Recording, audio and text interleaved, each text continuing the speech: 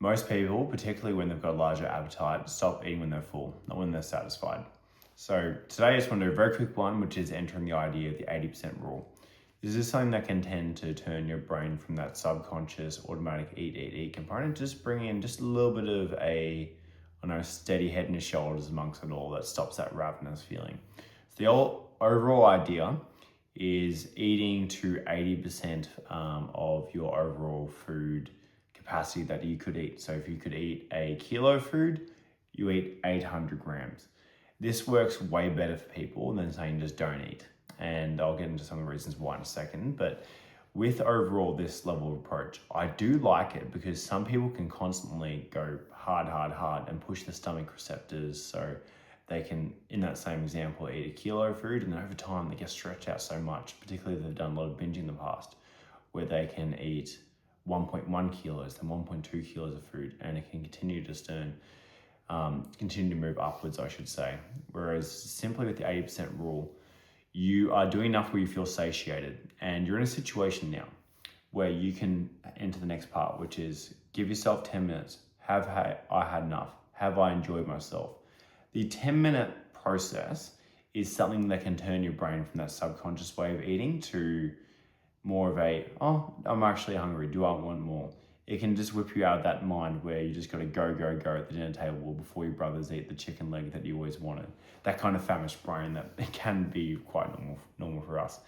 And what you'll find is if you fill yourself all the way up to 80%, you will have absolutely enough of the food volume effects in the stomach and the calorie satiating effects. Insert the other video about the 4 types of hunger to actually give yourself the satisfaction to usually feel good. Now, you might enter after 10 minutes and say, I want a bit more food. Fine, go ahead, but you've got some more information of where your particular lines are. And you can move the process towards being more of an active, conscious process as opposed to a subconscious, automatic, autopilot, go harder kind of approach. Because that approach can get people in trouble, particularly if you've got a history of binge eating and not knowing where the lines are. I'd really just suggest just entering a bit of a mindful kind of approach to the whole thing. So even just you entering the meal, 80% is a high number. I'm not saying 50%, I'm not saying 40%, 30%, light and easy starving. All the way up to 80%, push it. But just know where that line is. And so you're just actively in control. It takes about a week or two. When you've done this for about a week or two, you'll quickly find that you have more belief in yourself as well, with the confidence that I can stick to all kinds of different foods. I know where my lines are. I feel like I am the kind of person who can eat 80% of the meal and say that's enough.